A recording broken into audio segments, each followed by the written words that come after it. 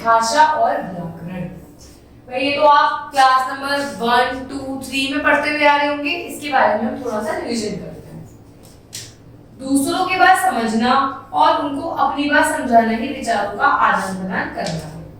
भाई हम दूसरों को अपनी बात को समझाते हैं, दूसरों की बात सुनते हैं, तो उससे क्या होता है, हमारे जो दिमाग में विचार होते हैं उनका आदान प्रदान होता है। विचारों को व्यक्ति के समक्ष लिखकर या बोलकर प्रकट करना ही भाषा कहलाता है। चाहे हम अपने विचार एक दूसरे को बोलकर बता रहे हैं या वो विचार हम लिखकर बता रहे हैं, दोनों को ही जिस तरीके से बताया जाता है उसे हम क्या कहते हैं बेटा, भाषा कहते हैं। भाषा व्याकरण का वह रूप है जो व्याकरण में निष्पक्ष रूप से स्पष्ट होता है। प्रत्येक भाषा की एक वर्णमाला होती है। भाषा व्याकरण का ही एक रूप है जो स्पष्ट रूप से व्याकरण के तरीके से हमें चीजों को बताता है और प्रत्येक भाषा में एक वर्णमाला होती है। मतलब हर भाषा में क्या होता है, एक वर्णमाला होती है जिससे हम शब्दों वाक्यों का निर्माण करते हैं। भाषा के अनेक वर्ण होते हैं जिनका एक क्रम होता है। भाषा की लिपि होती है, हमारी राष्ट्रभाषा हिंदी है। भाषा का ज्ञान व्यक्ति के विकास, सामाजिक संबंधों व अन्य के संबंधों के लिए परम आवश्यक है। यदि भाषा का जो हमें माइंड में ज्ञान होना चाहिए लोगों से बात करने के लिए, अपनी उन्नति के लिए, जो हम लोगों से संबंध स्थापित करते हैं, अपनी तरक्की के लिए बहुत आवश्यक होता है। भाषा एक ऐसा साधन है जिसके द्वारा हम विचारों को व्यक्ति के समक्ष किसी भी रूप में प्रकट कर सकते हैं। भाषा के द्वारा हम अपने, जैसे मैं आपको ये सब समझा रही हूँ तो मैं अपने विचारों को आपसे व्यक्त कर पा रही हूँ। इसके द्वारा, भाषा के द्वारा। भाषा द्वारा ही दूसरों के विचार समझे जा सकते हैं। दूसरों के विचारों को भी हम भाषा की मदद से ही समझ सकते हैं। हिंदी, संस्कृत, सिंधी, पंजाबी, बांग्ला, मणिपुरी, मराठी, मलयालम, तमिल, तेलुगु, नेपाली, कन्नड़, कश्मीरी, कोंकणी, गुजराती, असमी, उड़िया, उर्दू आदि हमारी कुछ भाषाएं हैं।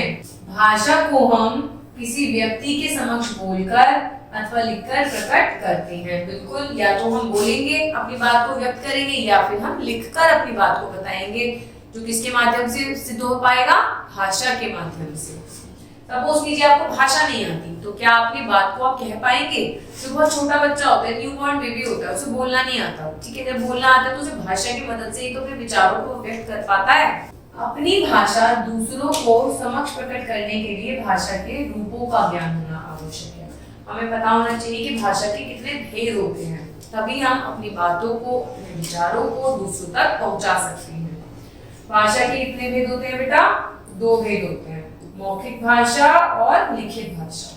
मौखिक भाषा मुख से बोले जाने वाली वह भाषा जिसे सुनकर हम अन्य लोगों के भावों और विचारों को समझते हैं, वह मौखिक भाषा कहलाती है। अब देखिए, 2 लोग बात कर रहे हैं तो बोलकर एक दूसरे को अपनी बात समझा रहे हैं, तो ये इनकी मौखिक भाषा है। ये रेडियो पर समाचार सुन रहे हैं, तो ये कैसी भाषा हो गई? बोलकर, सुनकर, तो ये मौखिक भाषा हो गई। अब ये जो वक्ता है, ये बोलकर अपनी बात को ऑडियंस तक पहुंचा रहे हैं, तो ये कैसी भाषा हो गई? मौखिक भाषा के द्वारा पहुंचा रहे हैं। कक्षा में अध्यापक बोलकर विद्यार्थियों को समझा रहे हैं, उनसे बातचीत कर रहे हैं, तो ये कैसी भाषा हो गई? मौखिक भाषा हो गई। अब पढ़ते हैं लिखित भाषा के बारे में। जब हम अपने भाव या विचार लिखकर प्रकट करते हैं और दूसरों के भाव या विचार स्वयं पढ़कर समझते हैं, तो भाषा की कौन सा रूप कहलाता है? लिखित भाषा कहलाता है। अब आपके सारे विचार बुक के लिखे हुए हैं और मैं पढ़कर आपको समझा रही हूँ, तो ये कौन सी भाषा हो गई बेटा? लिखित भाषा।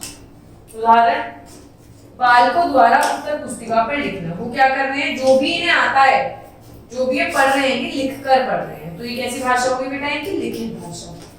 लेखक द्वारा अपनी कहानी लिखना। लेखक अपनी कहानी को किस तरीके से बता रहा है?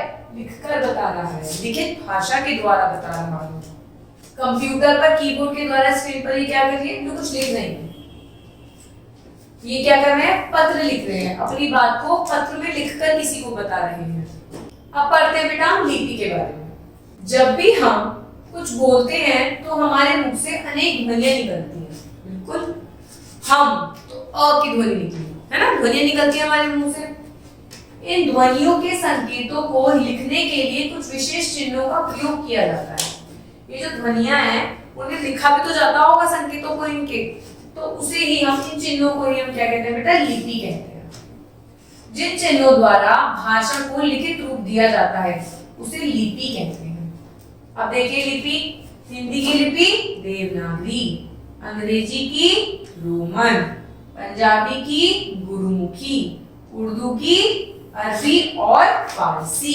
हिंदी भाषा की लिपि क्या है बेटा, देवनागरी है। हिंदी भाषा हमारी कैसी भाषा है, राष्ट्र भाषा है। अब पढ़ेंगे हम व्याकरण के बारे में। भाषा को शुद्ध रूप से बोलने, लिखने एवं पढ़ने के लिए व्याकरण का ज्ञान अति आवश्यक है। यदि हमको भाषा को सही रूप से बोलना, पढ़ना, लिखना सीखना है तो हमें भाषा का, व्याकरण का ज्ञान होना बहुत आवश्यक है।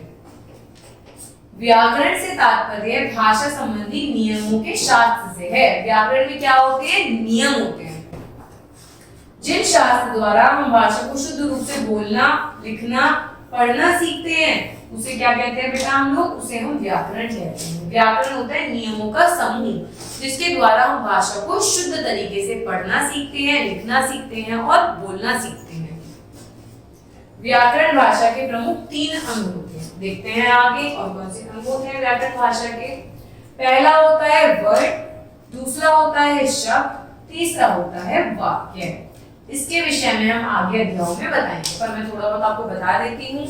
वर्णों के मेल से शब्द बनते हैं, शब्दों के मेल से वाक्य बनते हैं और वाक्यों के मेल से हम भाषा का उपयोग सीखते हैं, चाहे तो वो लिखकर हो, बोलकर हो या फिर पढ़कर हो।